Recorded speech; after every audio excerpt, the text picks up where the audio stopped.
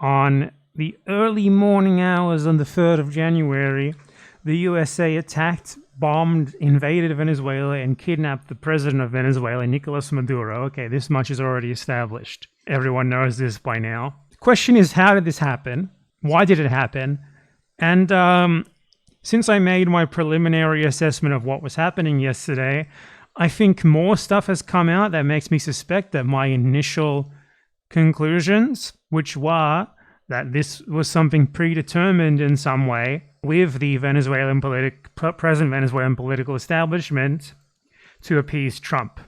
Like they negotiated, they all decided on this, and then it was allowed to play out as it did to give Trump like the appearance of like this incredible operation that went really well and appease him. And now the current government replacing Maduro is keeping up appearances of like still being loyal to him when they are actually just sort of, they were chosen by Trump to be like his agreeable little puppets in Venezuela. So let me go over everything that has come out since yesterday. So we have these incredibly just weird videos of Maduro being perp walked, and like he doesn't seem bothered at all, and he's been through like at least like yesterday alone, he went through 4 or 5 different outfit changes.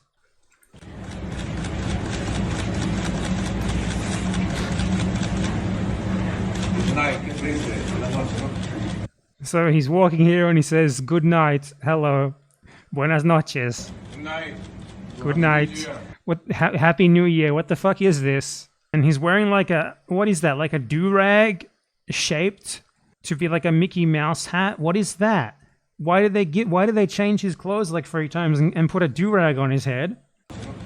And there was another photo of him, which has been confirmed as real, giving a thumbs up to the camera, in another outfit again, in what seems to be a product placement for a brand that is linked to Donald Trump. Like this sweater or whatever it is that he's wearing here is like a brand of Trump supporters or something.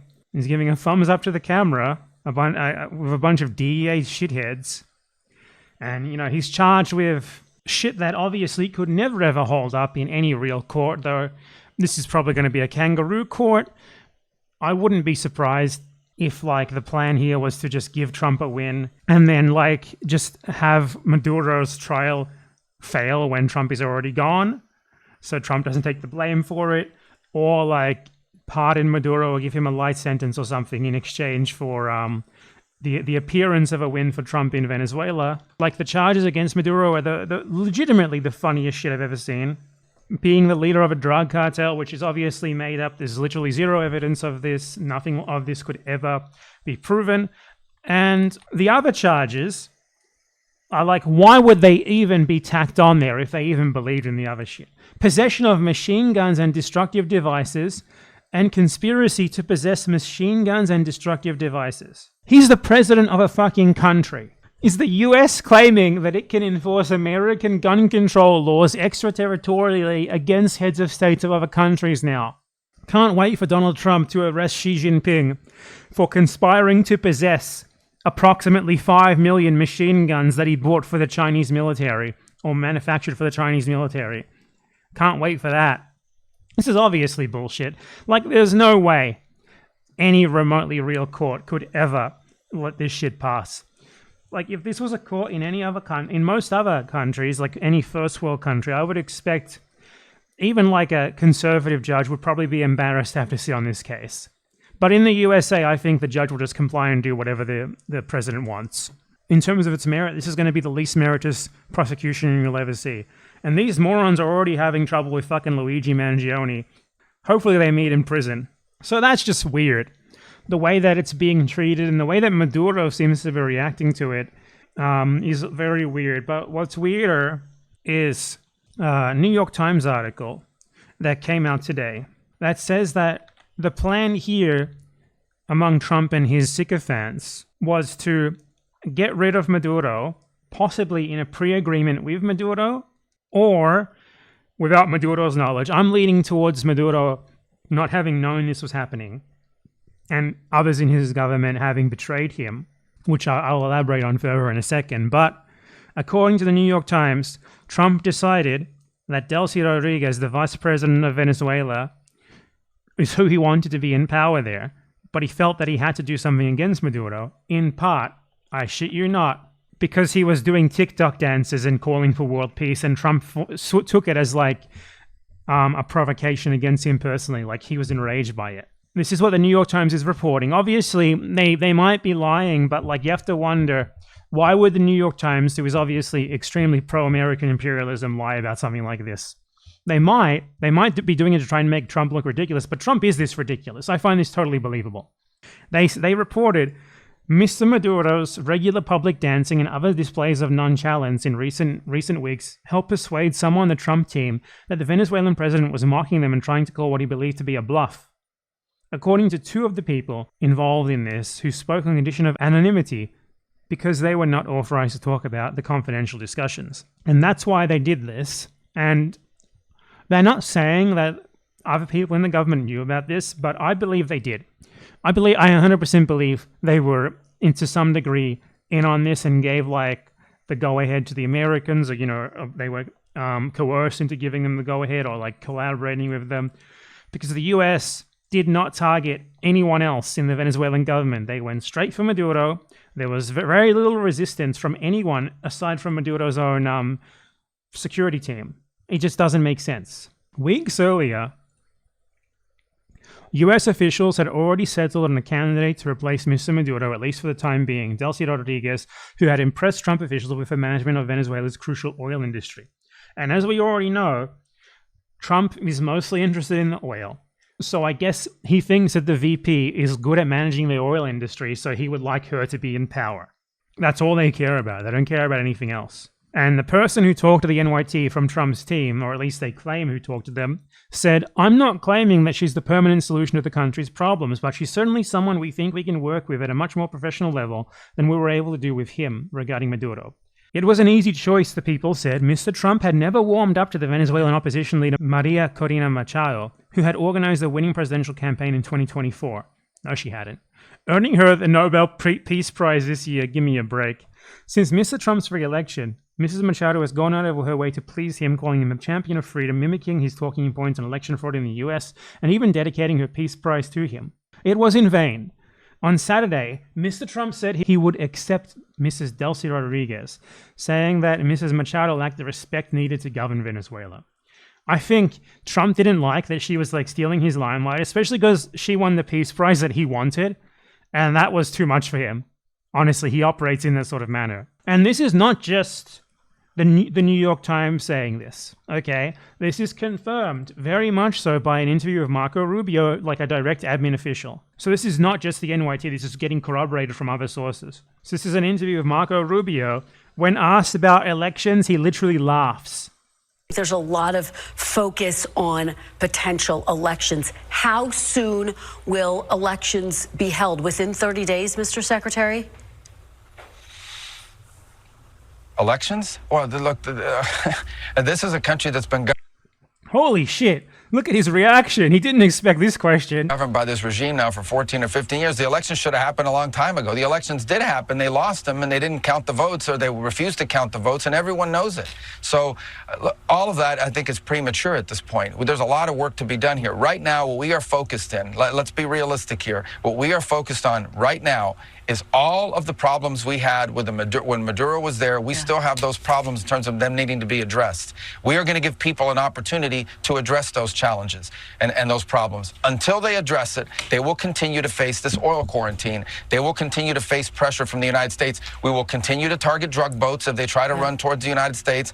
We will continue to seize the boats that are sanctioned with court orders. We will continue to do that, and potentially other things, until the things we need to see addressed are addressed. Because ultimately, above everything else, we care about elections, we care about democracy, we care about all of that. But the number one thing we care about is the safety, security, well-being, and prosperity of the United States. And that's what we're going to focus on first and foremost here.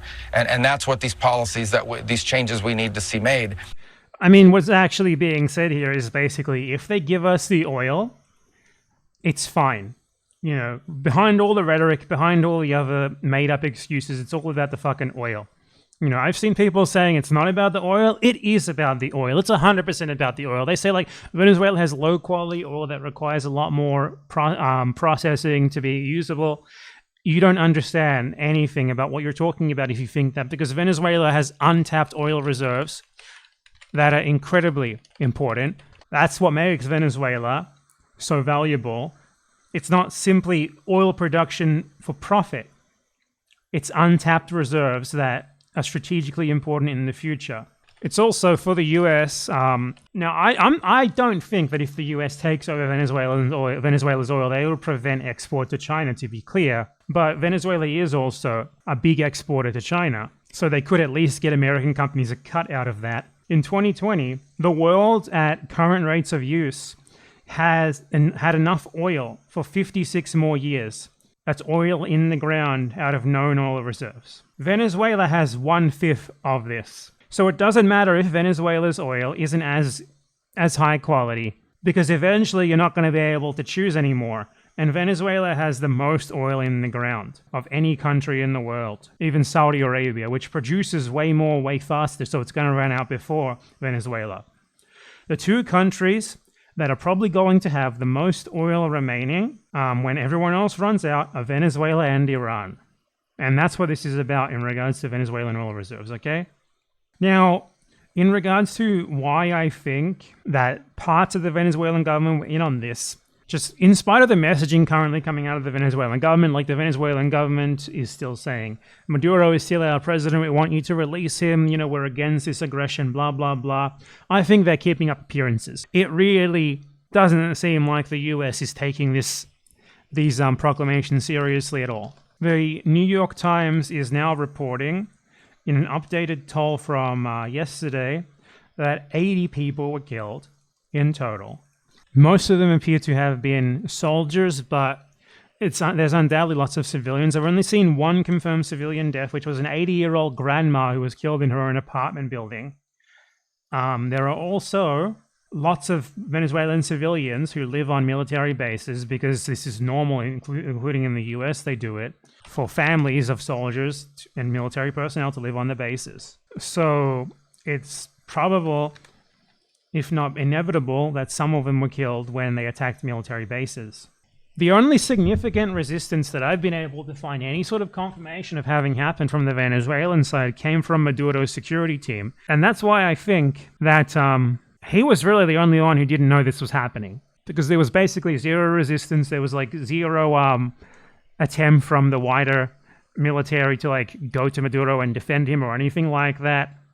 He just went straight to like a bunker with his own personal like security team, and 15 to 20 of them were facing off basically alone against like 200 American soldiers who came in practically unopposed, even by random small arms fire against their helicopters, and just landed straight next to them. And this is not an official source. There has been very little from Venezuelan official sources on anything that happened, but this source claims the names of 18 who have died so far, and they're all 18 in the military. 15 of them were members of the presidential security team, which to me kind of indicates that they were the only ones who offered any sort of serious attempt at resistance here. The two main military hospitals in Caracas also reported 90 people injured in total, though it's not clear if there's a division between civilians and military in that. I've only seen one photo of a dead body coming out of Venezuela, which was a soldier who seems to have been killed at a military base. And the same photo was posted from like 5 different angles to try and make it look like it was more than one, but it was the same guy in each photo. The Venezuelan defense minister also alleged that the members of the Maduro security team who were killed were executed.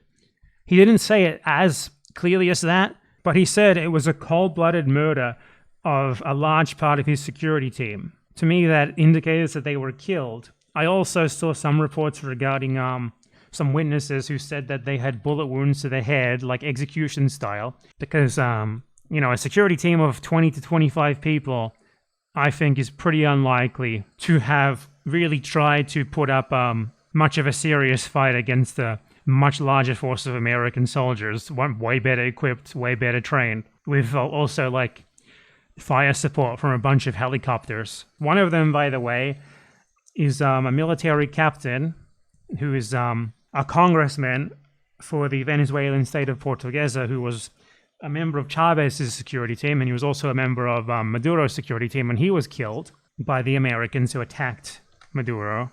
Juan Escalona was his name. So everything that I'm seeing here is just very fishy. There is simply no way that I could imagine, even like as ill-equipped, undertrained, and ill-prepared as the Venezuelan military was, that president could just be kidnapped this easily. If there wasn't some sort of deal or stand-down order or something like that beforehand. Because the only military force who seems to have tried to put up a serious resistance that I can find that has been confirmed is Maduro's own personal guard. I did see some videos, like this one right here. This is a Venezuelan military sergeant who claims to have attacked a helicopter and forced it to retreat. I'm just going to see if this has been reported on anywhere, because they do name him. Okay, so this is being reported on by a fairly decently sized Venezuelan radio channel. Basically what he says here is that one American helicopter was trying to land in the military base that he's stationed at, and the soldiers shot it at with small arms and forced it to retreat, and he was injured. But he doesn't say which base he was at, I don't think. There's two videos apparently. This one and another one. Like, he doesn't say what base he was at, from what I could hear. I don't really understand the Venezuelan accent very well. I don't know where this guy was stationed. I have to try to see if I can find anything about that. If he was stationed in the base that was near Maduro's bunker, then that would support the idea that Maduro had no idea this was happening, and maybe the others did. But if he was stationed in another base and the Americans were actually trying to land a helicopter there, then that sounds like a bit different. He could also just be mistaking an attack helicopter with a transport helicopter as well. That's possible. It's possible that they shot at and forced a retreat from an attack helicopter which was trying to like attack air defenses in the base or something like that, and they mistook it for the helicopter attempting to land. This is the only thing that I've seen that indicates there was any real wider resistance. Just one testimony from this one guy. Okay, YouTube has auto-translate, has AI auto-translate for us. Great. We can use this. Okay, let's share out the second guy. This is the one that I thought looked pretty weird. But it has a Telesur watermarks. If it was reported on Telesur, I think it's probably not fake. Well, I was listening. I heard the explosion. I heard whistling. It was just whistling for a moment. I didn't hear a beta, a helicopter, none of that. And when I ran out, I took out my two, and I That's 2002. 2020, is that like a gun? I don't know. remember when I took them out, I put the launch mechanism on them. Oh yeah, did he have like a shoulder-mounted rocket or something? Wait, hold on. I gotta put it in Spanish so that I can understand what he said about his weapon. Y cuando salí corriendo, saqué mis dos iglas. Mi dos isla. What's that? That has to be like a shoulder-mounted rocket or something? Because he said he put it in its like he used the launch mechanism on whatever weapon he's talking about. Y me acuerdo cuando saqué los dos iglas, le puse el mecanismo. I don't know enough about military issues to know what weapon he's talking about, but I didn't see what else he could be talking about here. Lanzamiento. Cuando me lo monté en el hombro, cayó una broma al lado. What I find weird is how they are just letting people interview the soldiers as well. The Americans wouldn't just let them do this. I don't think this is normal practice. He said he was cerca de la Carlota. I think Maduro was in Tierna. Okay, so La Carlota is an Air Force base. I don't think that's the one that Maduro was at. So it sounds like from what that guy was saying, he was like trying to fight back against like one of the initial strikes on the air defenses at the military bases, which, you know, isn't much. Venezuela had like 5 operative air defense systems in the entire country. So I think what both of those guys are talking about is fighting back against the initial attacks on the air defenses and such, which were carried out before the transport helicopters came in. There's still nothing official coming out of the Venezuelan government regarding what actually happened, a real assessment of damage, of deaths, nothing like that, which I find extremely weird. You know, if this was like a fire or something, they would have a running count easily. It's almost like, I don't know, like they're kind of in on it with the Americans and they don't want people to know the specifics yet. I feel like the numbers are a lot lower than what you would expect if resistance had been like really uniform across all of the armed forces. Like, you have to understand what happened with the Maduro capture shit. Like, when I'm talking about the actual transport helicopters going to get him, it was like a number of transport helicopters, like really big and vulnerable ones, like Chinooks and shit. Those get totally fucked if just like 5 guys with AK-47s have clear shots at them when they're landing. And they captured him in a bunker right next to a military base with scarcely any resistance aside from his own security team. It just reeks of something being really fucked up. You know, something doesn't add up. Like a fucking helicopter kidnapping in the middle of the center of Caracas. That's the sort of thing that ground troops with small arms fire would reasonably be able to at least cause a bunch of deaths against, you know, but no one was there. It was just the security team. It doesn't seem likely to me. It just reeks of something fucked up, especially with the way that the Americans are talking about this now, as if they had this pre-plan, you know, Rubio's like elections. No, we're giving them a chance. We like these guys. And the New York Times report saying they decided on Delcy Rodriguez a month ago, and they didn't want to invade initially to get rid of Maduro. They said in the New York Times report as well, they offered Maduro exile in Turkey if he would let Delcy Rodriguez take power, but he said no. And then they saw him doing TikTok dances and they didn't like it, so they invaded. They attacked exclusively like air defense systems. Not exclusively, rather. They attacked communications infrastructure, electricity infrastructure, and a lot of air defense systems and military installations. And a huge portion of the dead, at least like 20%, were from the known dead, at least at this point, were from Maduro's security team. It is just weird. It's also weird they took his wife. Like, she's not named in the indictment. What the fuck? How is that legal? Now, if you want to get reasonably decent updates on what's happening, there's still nothing that's really good. Just reasonably decent is what I'm saying. What you need to do is make a Twitter account if you don't already have one. Go to posts from people who post in Spanish who are from Venezuela or who post lots of stuff from Venezuela, like this one right here, and just fucking like and retweet it. Then go to the replies and like and retweet everyone. And then go to the For You page and it'll be filled with shit coming out of Venezuela, and like and retweet all of those. And just keep doing that. And then your feed will be full of like people uploading videos from Venezuela firsthand, a lot of which you'll be able to translate automatically. And that's the best way to keep up on the stuff that's not yet being reported, not only in the Western media, but also, weirdly, not in the Venezuelan media as much. It's just people on social media posting videos mostly. So there was a joint statement made by all of the left-leaning or centrist governments in South America, by the governments of Brazil, Chile, Colombia, Mexico, Uruguay, and Spain, denouncing the invasion and kidnapping of Maduro, which I guess is something. There was also firm statements coming out of China, of course, firm letters and announcements. Here's an interesting clip of a Venezuelan lady in the street who said, "I'm very hurt. Supposedly we have the backing of China, of Russia.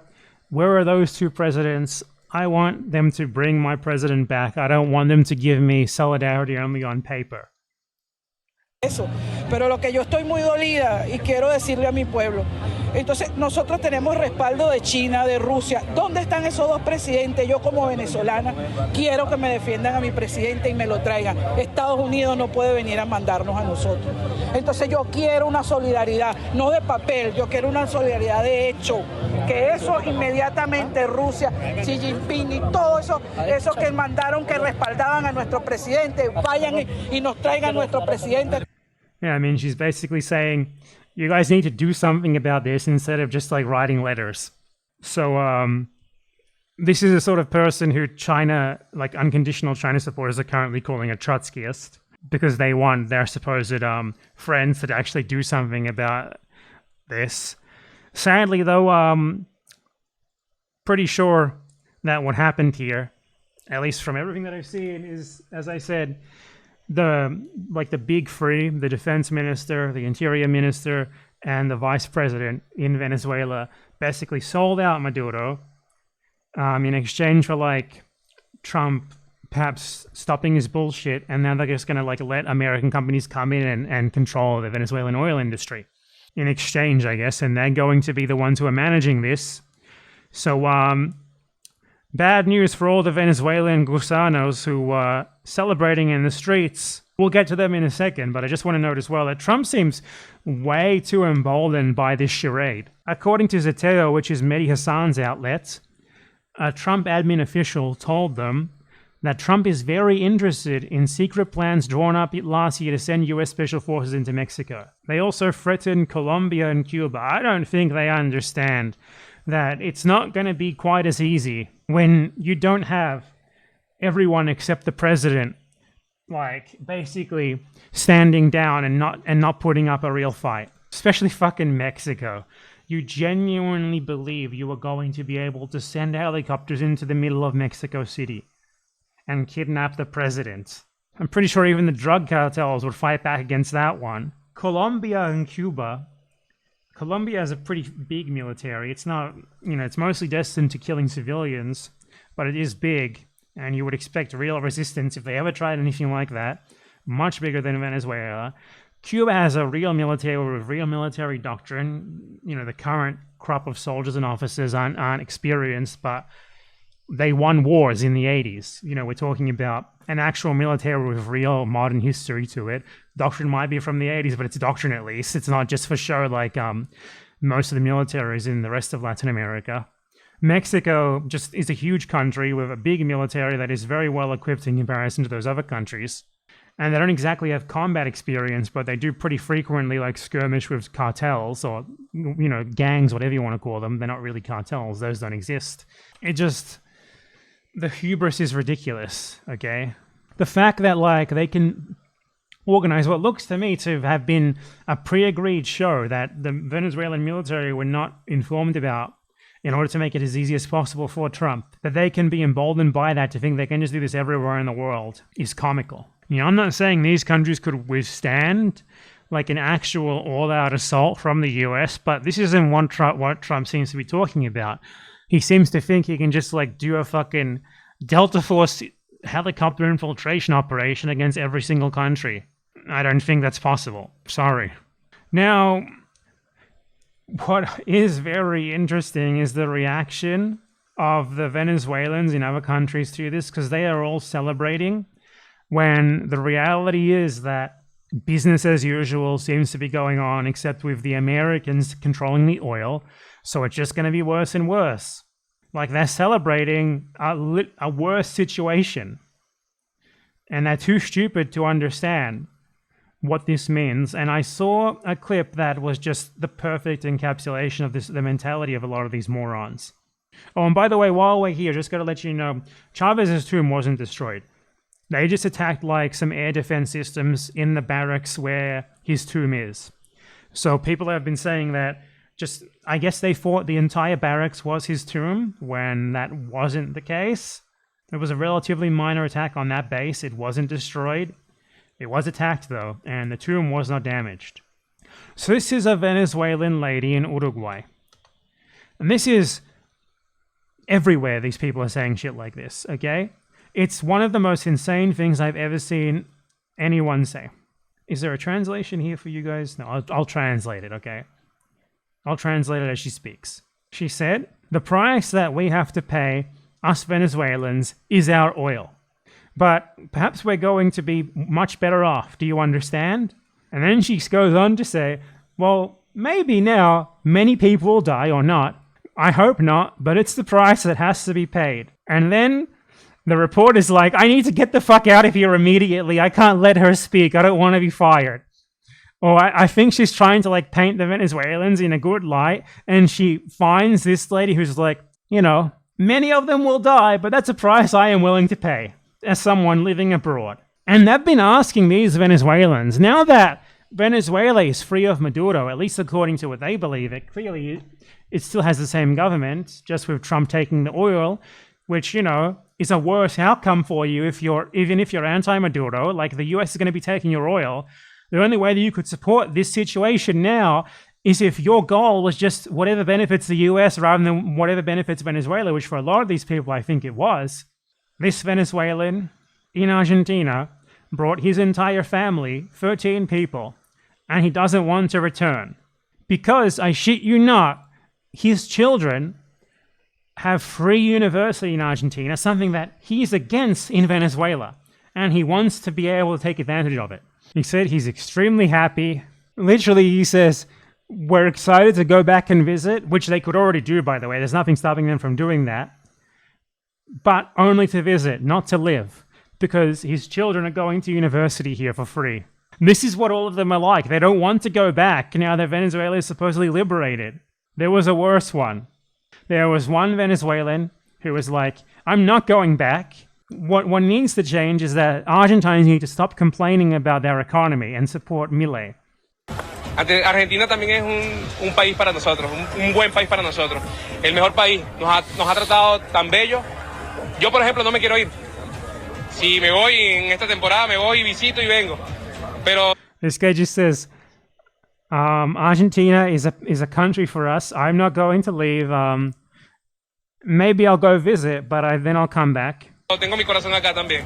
¿Hace muchos años vivís acá en Buenos Aires? Mira, tengo 3 años, pero sé de muchos He's only been here for 3 years. que tienen más de 8 años y que le ha ido hasta mejor que a mí. Pero yo estoy muy bien, gracias a Dios. Por más que digan que la economía, que esto, que lo otro, no han vivido en Venezuela. Yo le digo a la gente que critica y que dice que la economía, que está mal, tienen un país bendecido. Tienen un país súper bendecido. Y que nosotros que hemos estado fuera del país, que estamos acá ahorita en su país, en su tierra, le digo que tienen un país de gran bendición, que todavía pueden hacer mucho, que dejen de quejarse, que hagan lo que tienen que hacer, que es trabajar. This guy, he's celebrating, the fall of a supposed dictator in Venezuela. His immediate reaction is, "I'm not going back. Maybe I'll go visit, but I'm not going back to this country that supposedly I had only left because it was under a bad government. And also, you guys have to stop complaining and just go work." This is why everyone hates the Venezuelans in other countries. Jesus. Like, these people always tell people in their host countries, "Don't talk about Venezuelan politics, we know best." And then they tell you all to vote for like the most right-wing Nazi candidate. Like, they want you to vote for Hitler. They want to have an opinion on your country that is hosting them graciously. And then they also tell you, "But don't you dare have an opinion on Venezuela. And in fact, you know what? We're not going to go back to Venezuela now that it's supposedly free." Hold on. Nicolas Maduro's son has come out and said something, which seems to be an indication that there was some betrayal of Maduro. Lograr sembrar dudas. Después se verá. La historia dirá quiénes fueron los traidores. La historia lo develará. He just said in this audio that history will reveal who the traitors were. History will say who they were. He's saying they were traitors, right? He's not just saying maybe if there were, it will come to light. He's saying there were. So it seems that Maduro's son thinks that he was sold out by others in the government. Like, they confirmed at least 80 Venezuelans died. Many of them random soldiers in their barracks who were sleeping, or their families in military bases who were sleeping, getting like killed by like Apache helicopter missiles and shit. And like, this is what the Venezuelans abroad are doing. Literally the worst people in the world. They're doing fucking conga lines. Para ellos simboliza una fiesta. Bueno, a ver, cuénteme qué es lo que están viendo. Woohoo! Donald Trump's taking our oil with a puppet government, which is the exact same people who we were against before. ¿Cómo están ahora? Cayó la dictadura en Venezuela. Y es motivo de festejo, me imagino. Sí, es un motivo de festejo esto. ¿Tenés familiares allá en Venezuela? Tengo casi toda mi familia en Venezuela. ¿Y cómo están? ¿Sabés algo de ellos? Están todos bien. Now, luckily there is some silver lining to this. Don't worry. Trust me, there is silver lining. The shitty right-wing puppet president of Peru, Jose Geri, who has been in office for like 2 months now. I don't know anything about him aside from he's an unelected American puppet, just like his predecessor. He has announced that now that Maduro is gone, he expects Venezuelans to go home, and that his government is going to give them everything that they need to get them home as soon as possible. It seems like a coded announcement of mass deportations. So there is at least a silver lining here. There are a lot of normal Venezuelans who move to other countries who don't do this shit, but the most visible of them are the most insufferable people in the entire world. Like, the mood in Venezuela itself is fear, uncertainty. There's certainly, there was nothing resembling a coup or anything. There was no people going out into the streets and trying to overthrow the government. There was no people cheering. There was people terrified. And then abroad, the most visible, loudmouth Venezuelans are the most insufferable people you've ever seen in your life. An 80-year-old Venezuelan grandma got bombed, and they are happy about it.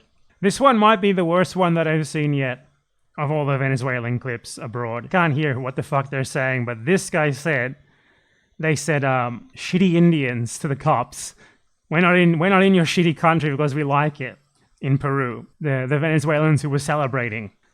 So, everything just reeks of weird shit. Trump went out today and was like, he didn't just threaten Colombia, Mexico, Cuba, He also threatened Greenland, which would be good. I hope he invades Greenland. Keep him occupied. Keep him off the other people's backs for a little while. And during all of this, the Venezuelan opposition, who seem to be in the active course of being betrayed by the US government, who they thought was on their side, are doing basically nothing. There's no uprising from them. There's no coup attempt to take advantage of the instability. There's fucking nothing. So things are still unclear. Everything I'm saying here has a big asterisk near it, because things might change. My assessment might be wrong, but it does kind of look like there was some sort of betrayal here, because the resistance was nowhere near what you would expect it to be. A huge portion of the military deaths seem to have been either sleeping soldiers, and there was a massive concentration of them in Maduro's security team, which indicates that there wasn't that much resistance to the attacks on the other bases and such. Reports that the security team were outright executed as well. It just reeks of there being some sort of betrayal, especially with Trump coming out and being like, well, Trump didn't come out, but the NYT report of them having decided on Delcy Rodriguez beforehand, and Rubio coming out and saying, elections? No, there's not going to be any elections, when you would think they would want sham elections as soon as possible to get the opposition in power. It really seems so fishy that it's almost unbelievable. Yeah, everything that I'm seeing indicates that the only significant resistance against this came from Fort Tierna, which is where Maduro was holed up. Photos, satellite images of damage to the complex has been published, which, as I said earlier, has tons of civilian dwellings and such in it. A bunch of buildings were destroyed.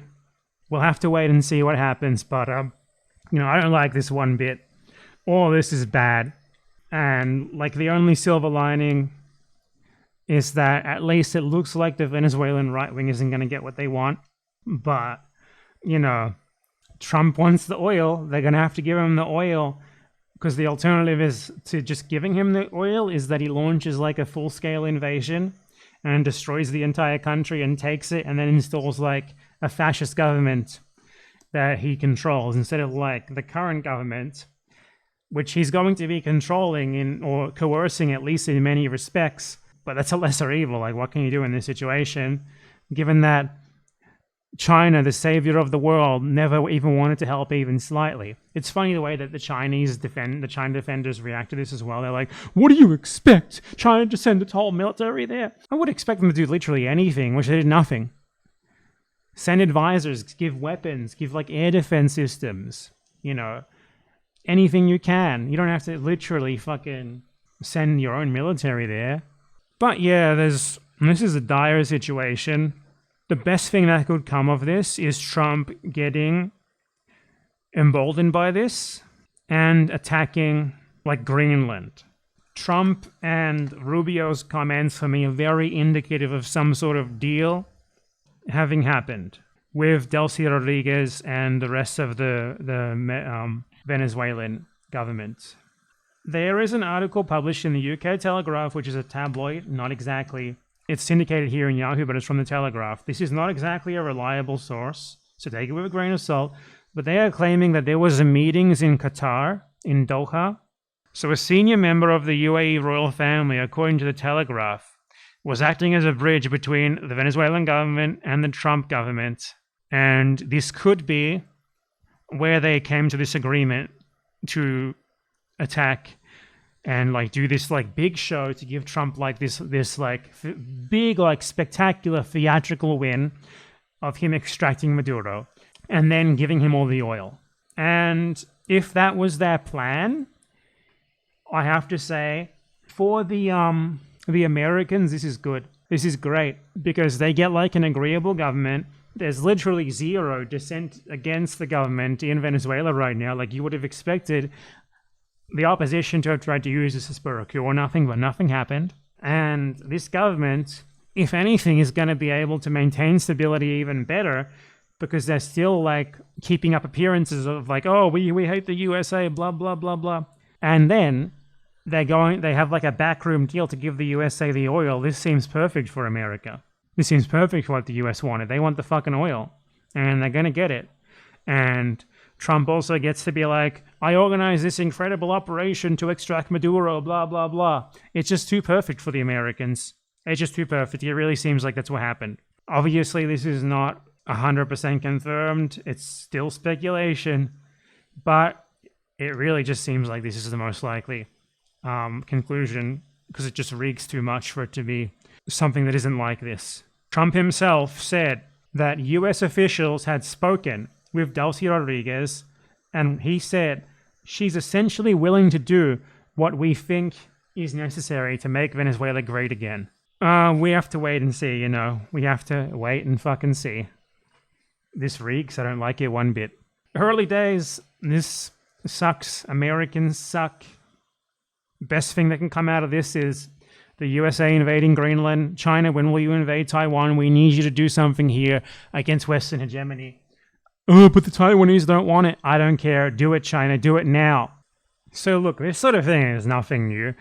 I've seen the way that the American media has been talking about this. Like, oh my God, they try to justify it. Obviously, they try to justify it. It's the most obvious brazen violation of so-called international law, which obviously isn't a real thing. But technically, if it was a real thing, it would be a violation of it in the most obvious way possible, and everyone involved would go to prison for life. And that's being generous.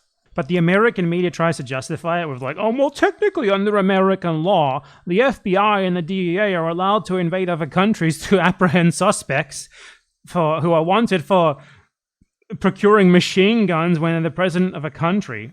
You know, they used this same sort of justification in 1989 to invade Panama, massacred like 3,000 people, destroyed entire neighborhoods, to kidnap the dictator of Panama at the time, Manuel Noriega, on trumped up charges of drug trafficking because he was previously supported by the US, but he started like making it a bit inconvenient for them to control the Panama Canal.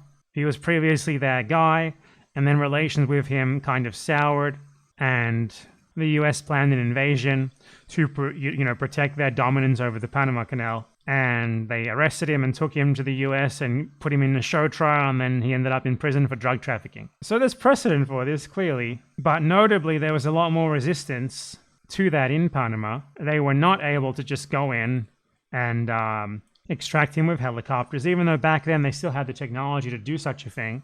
So it does indicate to me that this was to some degree facilitated by parts of Maduro's government. There was not enough resistance, you know. But God, the Americans are ludicrous in their justifications for it. Anyway, we'll see what happens. It's early days, I don't fucking understand. But fuck the USA. Fuck Americans too for doing nothing about this. They never do anything about this stuff. Just how it is. It's becoming more and more difficult to resist imperialism. Technology has made people better informed, but what use is there in being better informed when the same technological advances have made it harder and harder to resist, you know?